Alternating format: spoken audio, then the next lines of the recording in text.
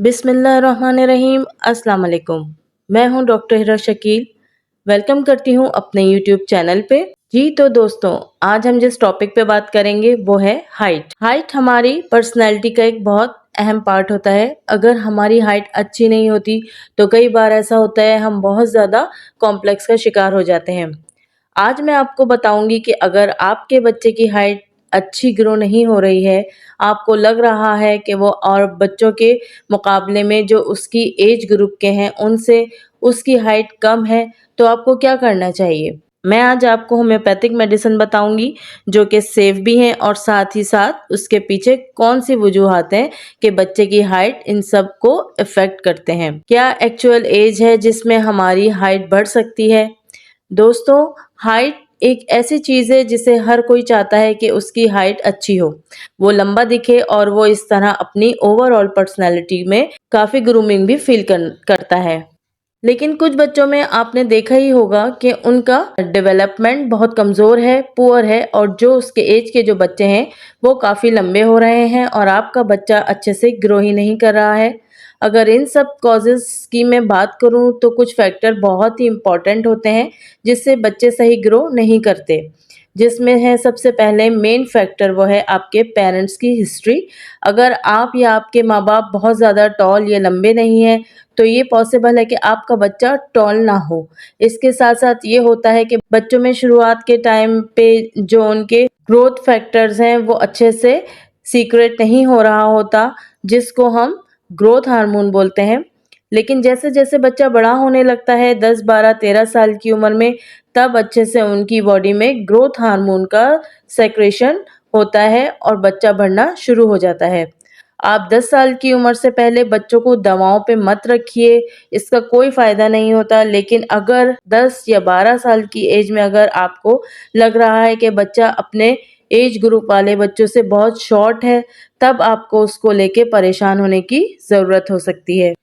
तो दोस्तों, किसी भी बच्चे की हाइट को इफ़ेक्ट करने के लिए कुछ हार्मोन्स और कुछ फैक्टर्स रिस्पॉन्सिबल होते हैं। अगर हम एंडोक्राइन पार्ट की बात करें, जैसे एंडोक्राइन डिसऑर्डर में कौन-कौन सी ऐसी चीज़ें हैं जो उसको इफ़ेक्ट करती हैं, तो सबसे पहले दोस्तों 3 हार्मोन्स हैं जो आपकी हाइट के लिए मेजर रोल प्ले करते हैं। नंबर 1 ग्रोथ हार्मोन, ये निकलता है आपके दिमाग के बेस ऑफ द ब्रेन में एक छोटी-सी ग्लैंड पाई जाती है जिसको हम पिट्यूटरी ग्लैंड कहते हैं। पिट्यूटरी ग्लैंड के एंटीरियर पार्ट से ग्रोथ हार्मोन निकलता है। ये रिस्पॉन्सिबल होता है किसी भी इंसान की ग्रोथ के लिए, चाहे वो हाइट हो, वेट हो, उन सभी के लिए रिस्पॉन्सिबल होता है। वो आपके बॉडी सेल को डिवाइड करता है, चाहे वो बोन सेल्स हों, चाहे वो आपकी नॉर्मल बॉडी सेल्स हैं और आपको हेल्थ प्रोवाइड करता है। नंबर 2 पे बात कर लेते हैं थायराइड ग्लैंड। ये भी एक मेजर रोल प्ले करती है बच्चों के हेल्थ या हाइट के लिए। अगर T3, T4 प्रॉपर नहीं है किसी बच्चे में, हाइपोथायरायडिज्म का उसमें कॉज है, तो उन बच्चों की भी हाइट शॉर्ट रह जाती है। नंबर 3 पे बात कर लेते हैं जो सेक्स हार्मोन होते हैं बच्चों में, जैसे टेस्टोस्टेरोन और एस्ट्रोजन, ये भी बहुत अहम मेजर रोल प्ले करते हैं बच्चों की हाइट के लिए।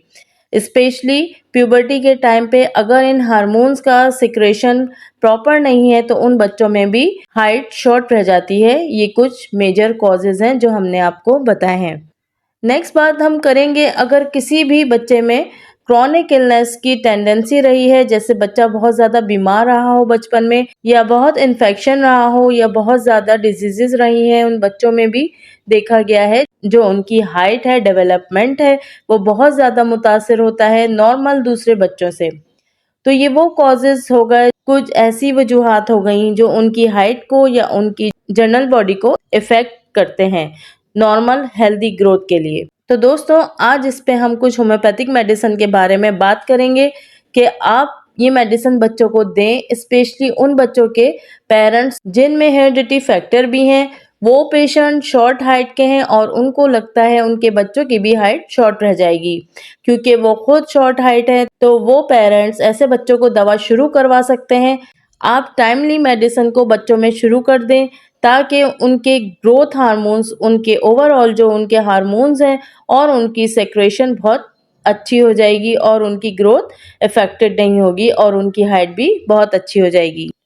तो चलिए बताते हैं आपको ये 2 मेडिसिन। सबसे पहले ट्यूबरकुलिनम 200 पोटेंसी में आपने इस्तेमाल करनी है सिर्फ 1 डोज महीने में, सिर्फ 1 डोज महीने में 1 बार आपने लेनी है और जिस दिन आप ये दवा लेंगे उस दिन आपने कोई और दवा यूज़ नहीं करनी है। जो रेगुलर मेडिसिन आपको बताऊंगी वो भी आपने इस्तेमाल नहीं करनी है।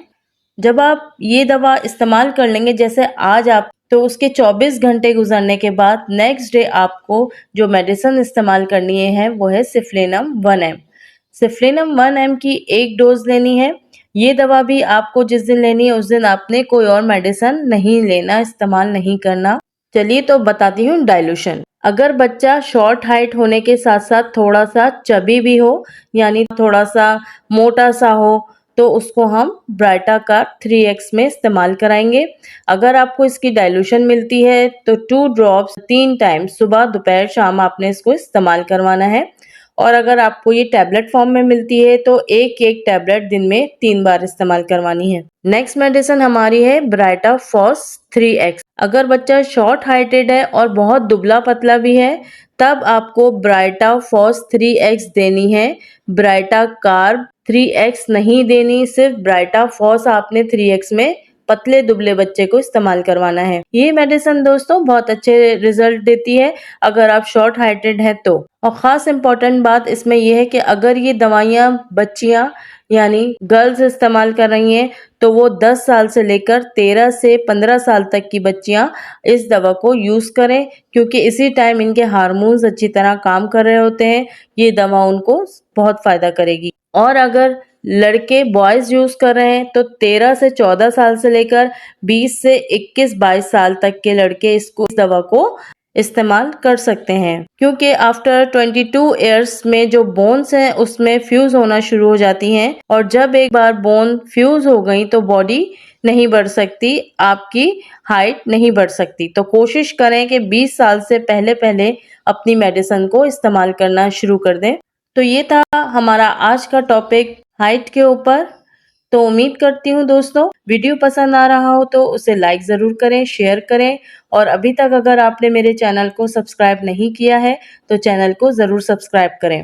अगर आपको इनमें से कोई मेडिसिन समझ ना आ रही हो तो आप मुझे कमेंट बॉक्स में कमेंट करके पूछ सकते हैं। तो दोस्तों मिलती हूँ अगली वीडियो में, तब तक के लिए stay safe and stay healthy. Thank you. अल्लाह हाफिज़।